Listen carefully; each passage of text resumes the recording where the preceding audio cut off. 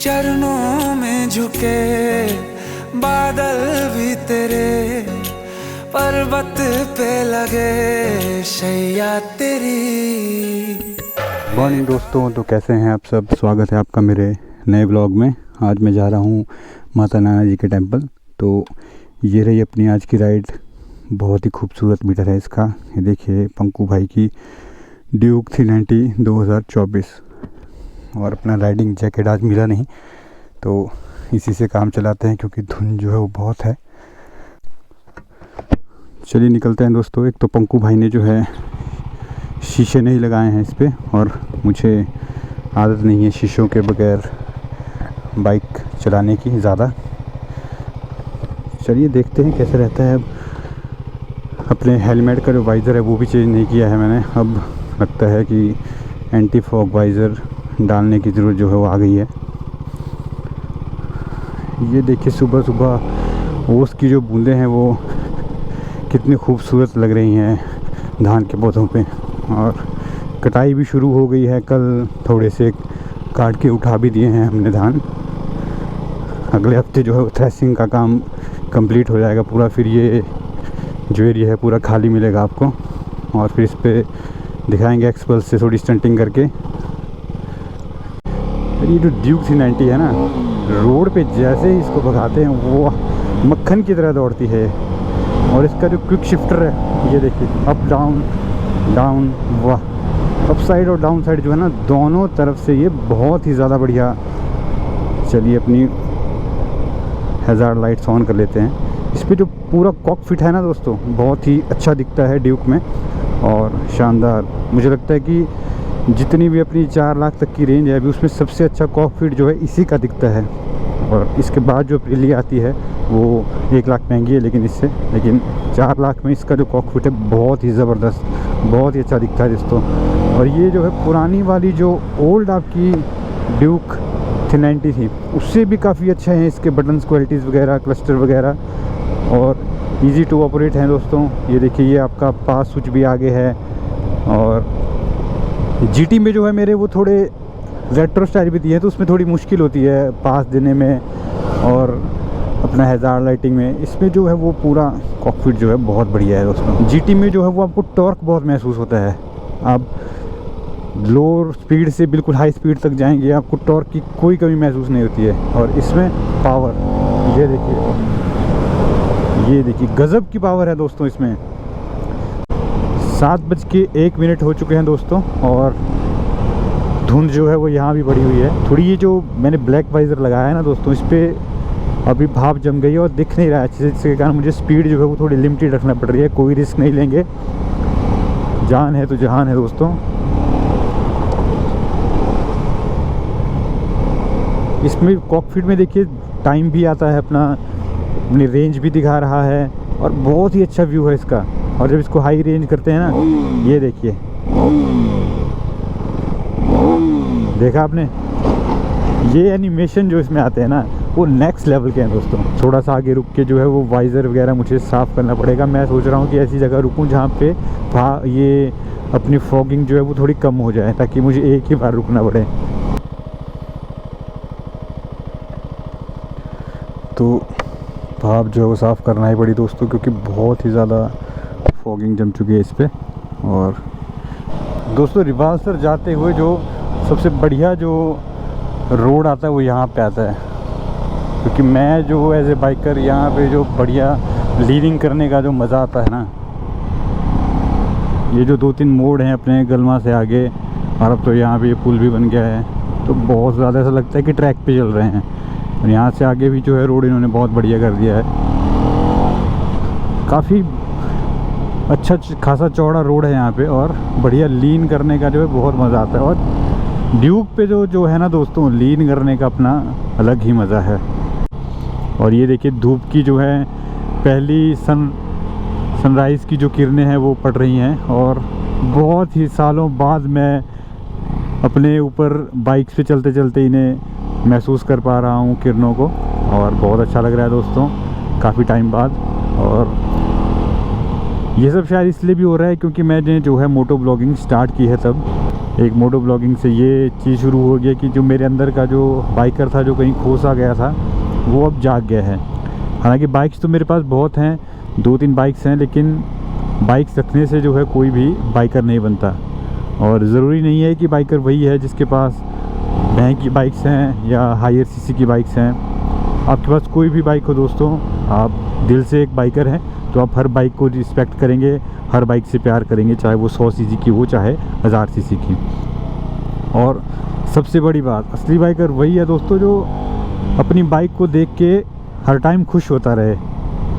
मैं जब भी कहीं जाता हूँ, तो जब भी रुकता हूँ कहीं बीच में, तो अपनी बाइक्स को इस तरह से देखता हूँ जैसे कोई दीवाना जो है अपनी माशूका को देखता है। तो इसकी फिकेबिलिटी जो है बहुत अच्छी है और इसका क्विक शिफ्टर बहुत बढ़िया काम करता है दोस्तों।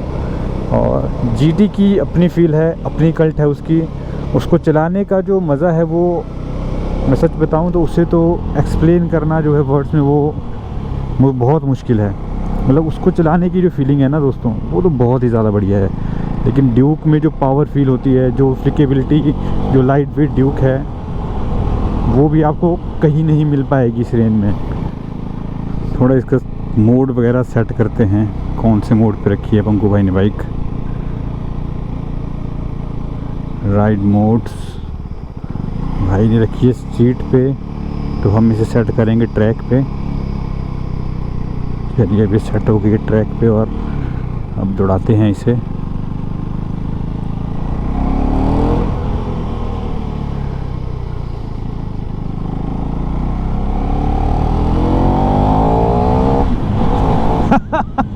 ये पागल हो जाती है ड्यूक भाई वो ट्रैक मोड पे।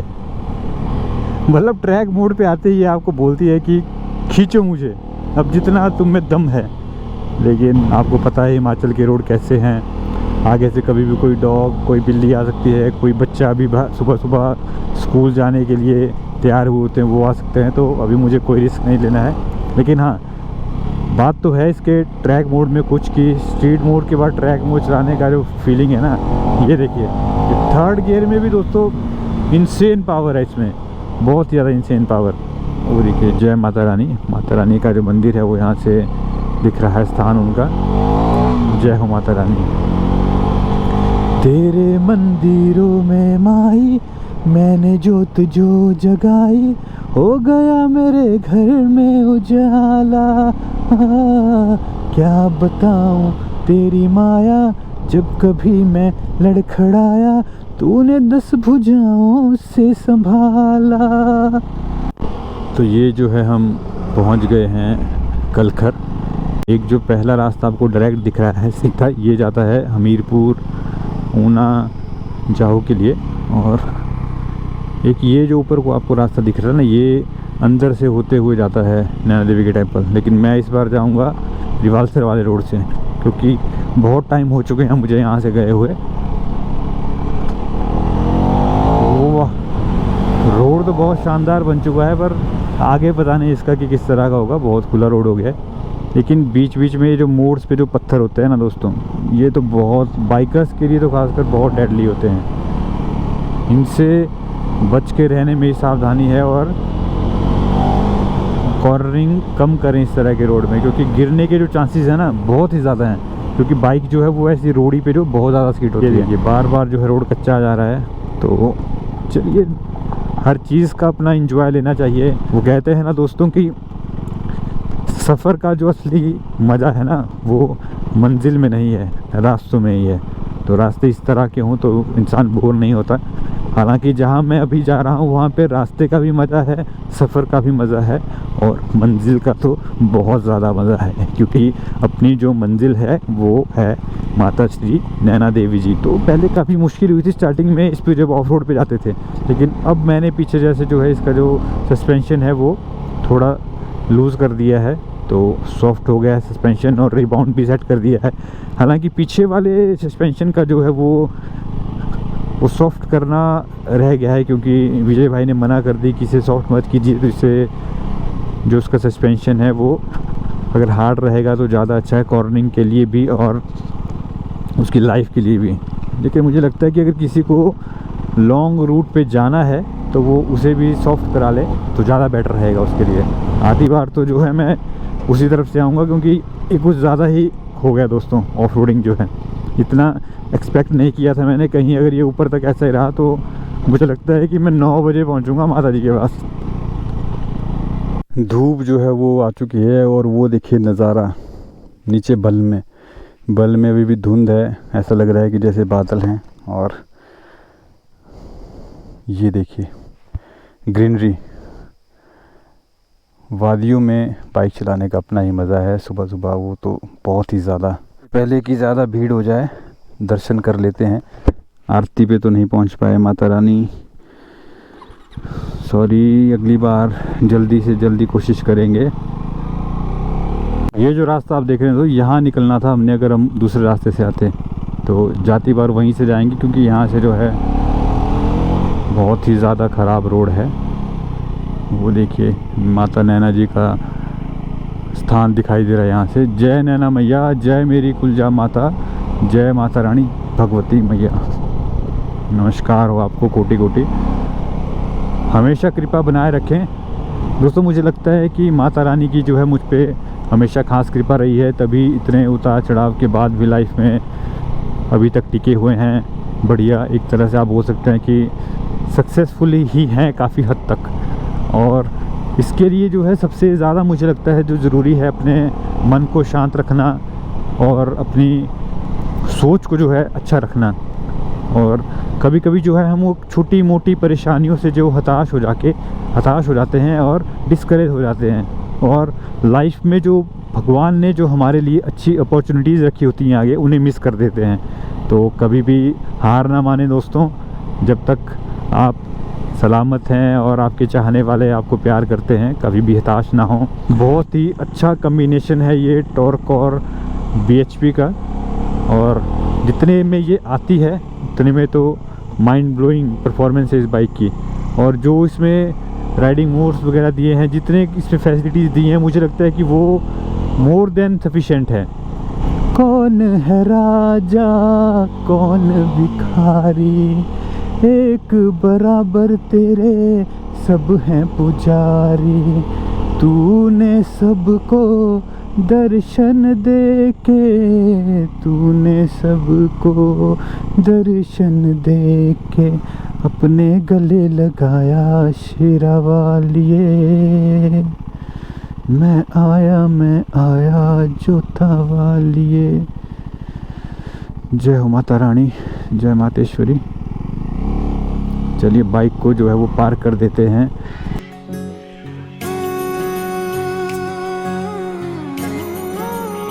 जय नैना मैया। ये देखिए माता रानी का दरबार जो है वो सजा हुआ है उसको।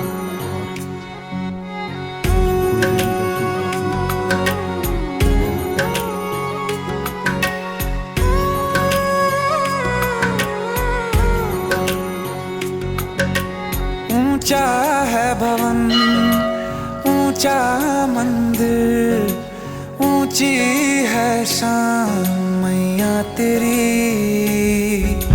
चरणों में झुके बादल भी तेरे, पर्वत पे लगे शैया तेरी। हे काल रात्रि है कल्याणी, तेरा जोड़ धरा पर कोई नहीं, मेरी माँ के बराबर कोई नहीं। ये काफ़ी पुरानी मूर्तियाँ देखिए, पांडवों के टाइम की, पांडवों के समय की मूर्तियाँ हैं जो यहाँ पे हैं। और ये आपकी अखंड ज्योति जो प्रकाशमान है माता रानी की। जय माता रानी। जय शनिदेव। बहुत भयंकर रूप है यहाँ पे शनि महाराज का। जय बजरंग बली, जय हो बजरंग बली। जय भोलेनाथ। नंदी महाराज जी को नमस्कार हो।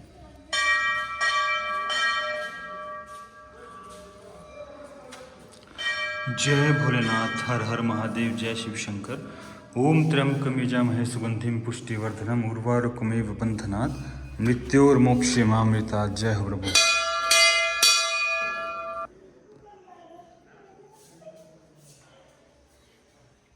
और ये खूबसूरत नज़ारा माता रानी के महल से चारों तरफ का देखिए।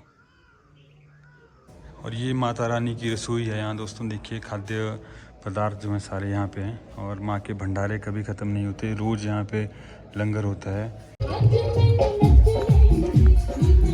मंदिर आए हैं तो लंगर भी खा लेते हैं प्रभु का, माता रानी का प्रसाद। बड़ा अच्छा प्रबंध किया है मंदिर प्रशासन ने। ये देखिए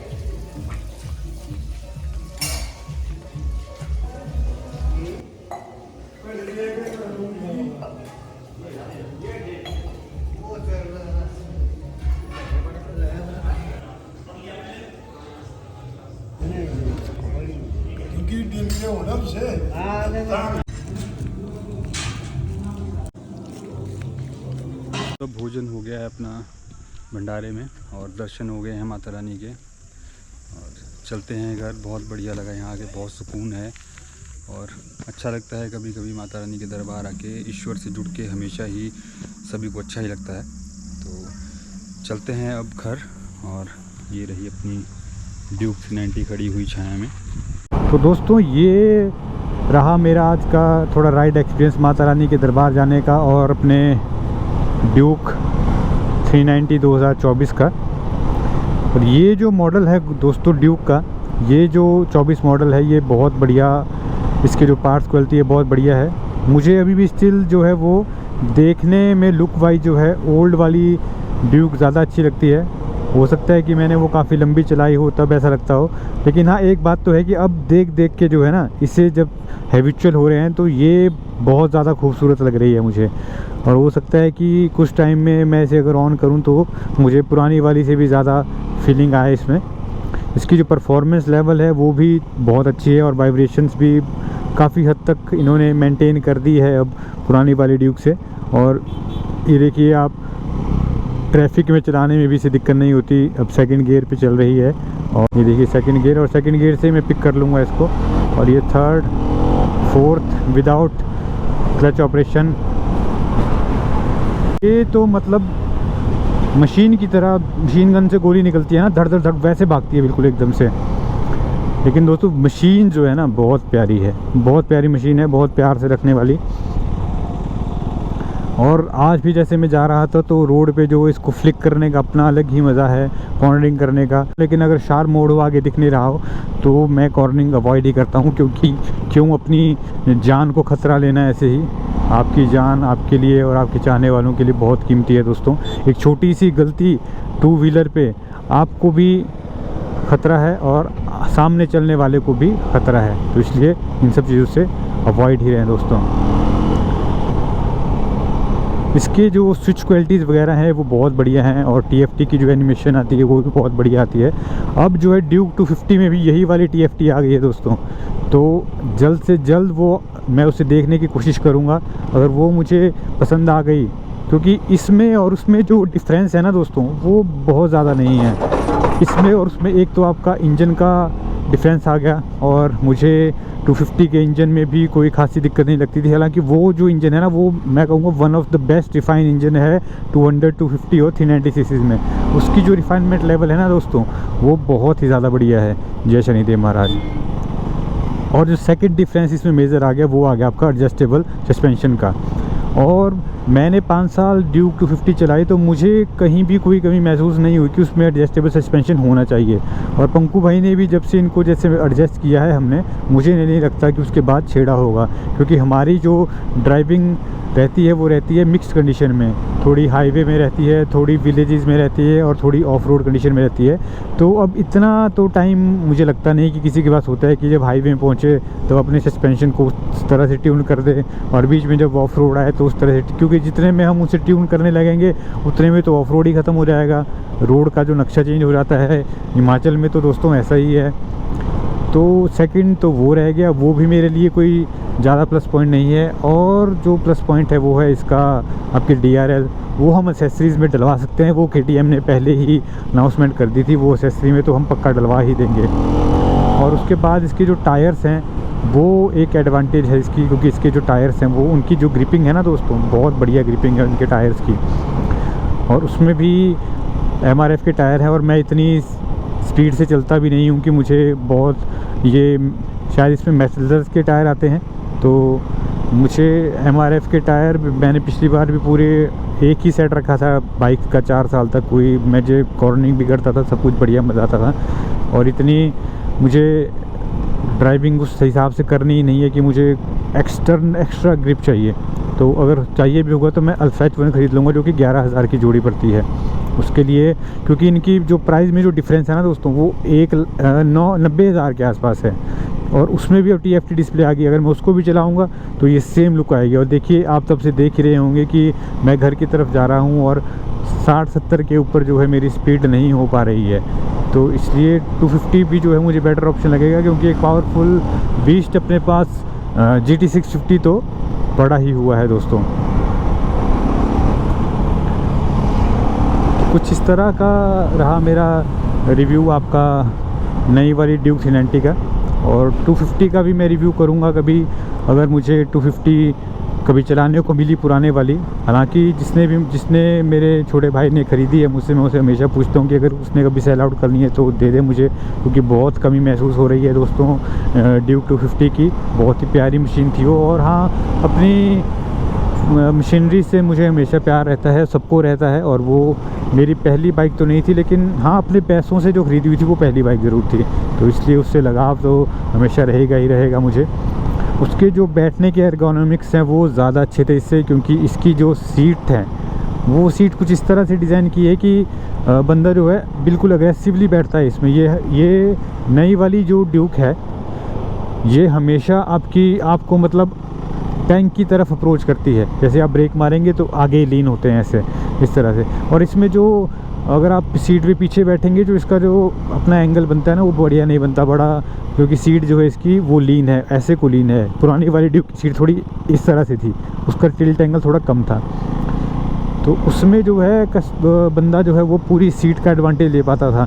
अगर रास्ते में थक गया तो आगे पीछे भी हो पाता, लेकिन इसमें जो है वो आगे ही होके बैठना पड़ता है, जिसकी वजह से कुछ टाइम बाद जो है नंबलेंस आ जाती है आपके हिप्स में और थकावट महसूस होती है।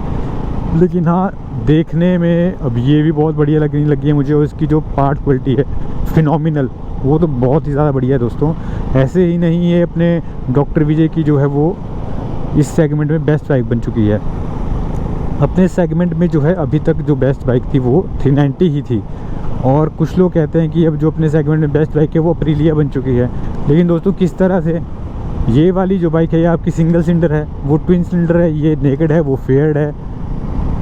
और ऊपर से उसकी जो प्राइस है वो कम से कम इससे 1,30,35,40 हज़ार रुपये महंगी है। और 1,30,000 बहुत होता है मेरे दोस्तों।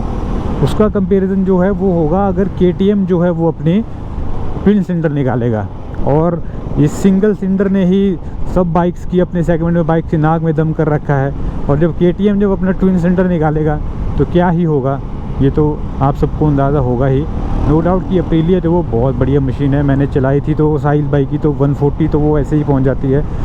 वो मशीन का चलाने का अपना अलग ही मज़ा है। लेकिन मुझे जो है वो नेक्ड बाइक्स में ज़्यादा मज़ा आता है, क्योंकि इनकी जो फ्लिकेबिलिटी होती है वो ज़्यादा बढ़िया रहती है। नैरो रोड्स में और नैरो रास्तों में चलाना इन्हें ज़्यादा बढ़िया रहता है दोस्तों। तो एक हल्की सी राइड मार लेते हैं अपनी बग्गी नहर की। चलिए थोड़ी सी हाई स्पीड चेक करते हैं।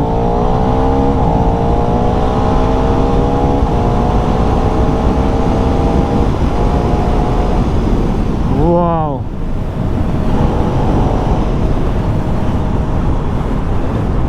हैट्स ऑफ टू KTM जिन्होंने ये मशीन बनाई है। KTM you always rocks 250, 390, 200।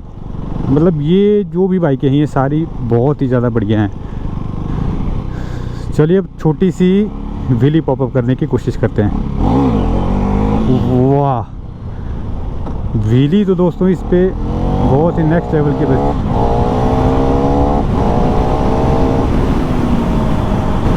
Wonderful machine.